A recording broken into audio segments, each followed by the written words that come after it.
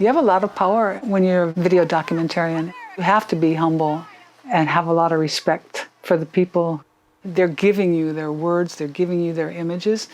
That's a very responsible position to have, to portray them as they want to be portrayed.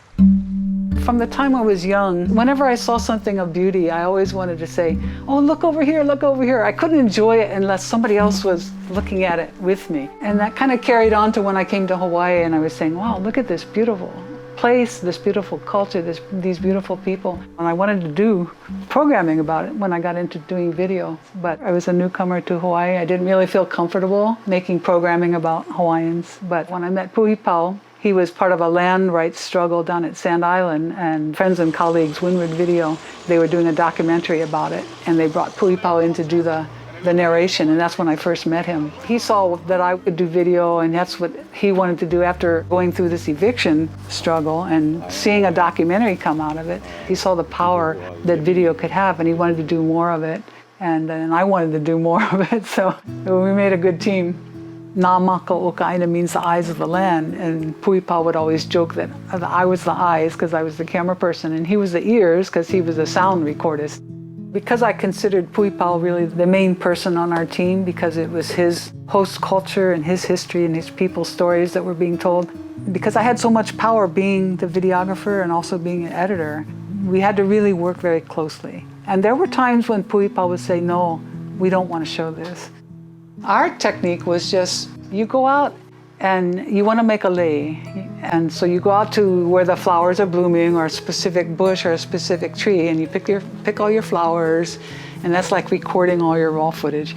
You bring your flowers home and you sort them according to size and color, and that's like doing pre-editing, and then you string your lei, and you put all the segments together. We knew that if it was a water rights struggle, we'd have to go out and talk to the principals involved, the people involved in the struggle. But we didn't know what they were going to say. It was a matter of going and collecting the raw material and then piecing it together in editing like a puzzle. When we were interviewing kupuna or people, we would have that camera ready to go as soon as we got out of the car, because they would start talking immediately and we didn't want to miss a single drop of what they had to say.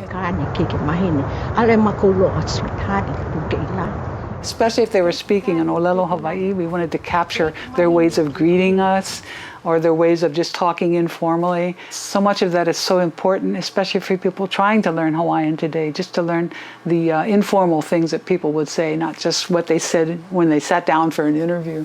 When you spend a lot of time on location with certain events and issues, you're just there so long that eventually they start ignoring you, forgetting you're there. And a lot of times the immediacy of what's going on is just occupying them so much that they're just not aware of the camera. And a lot of it is they want to be documented. They wanted the world to know. We were part of the movement, not just documentarians, and we speak from that point of view because it's not given enough attention.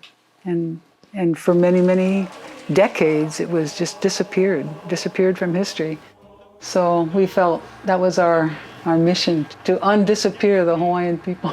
If there was an eviction somewhere, we would be notified the night before. We'd get up 3 or 4 a.m., grab our equipment, make sure all our batteries are charged, and get on scene.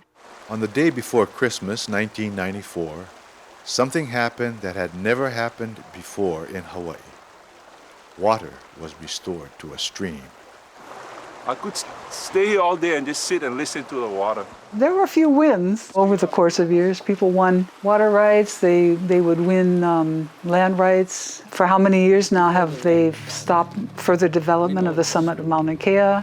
Part of me actually wanted to make documentaries about how communities win, because there's a lot going on behind the scenes.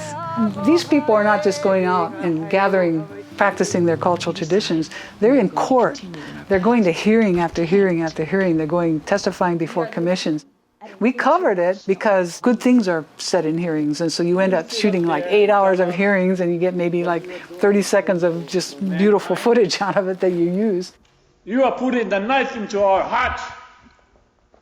the harm is immeasurable. But that's what Hawaiians and people who are, and not just Hawaiians, but everybody in Hawaii who's trying to protect Hawaii, that's what they have to do. They have to engage in various arenas, not only taking care of the land itself, but going into the boardrooms and into the courtrooms and into the hearing rooms and making their voices heard and pushing the issue. No tell me go, oh no, no, no, no. Just to be around those dramatic situations where people are making a stand. Lopaka Brown, veteran, dressed in his Marine outfit, being forcibly carried from his home in Waimea Valley because the land is being, he's being evicted and the land is being possessed by somebody else. Very dramatic. And in a way, when you're shooting through a camera, you're a little bit removed from it because you're seeing it through a viewfinder, which in most of my days was black and white. You're kind of looking at it as how people would see it later on the TV.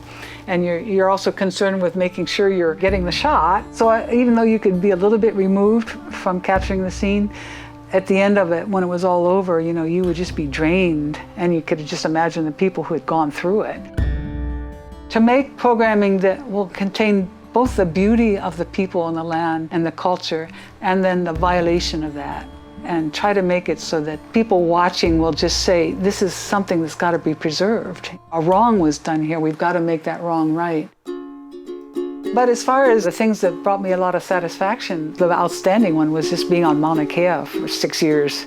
The silence and being there at all times of the year when it snowed and in the middle of the night trying to capture the reflections of the meteors and the surface of Lake Waiau and in all the different seasons of the year from both on top of the mountain and then from sea level.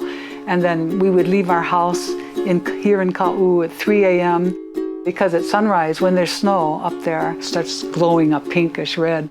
My whole responsibility now, from now until when I die, is to make sure that all these tapes, all the footage is preserved and get all the logs and the transcripts all digitized. And when I look at the shelves, I see faces and I hear voices and I go, oh my God, we gotta protect them and we gotta let them be heard. Because that's why they shared their voices with us in the first place, is they wanted to share with the world.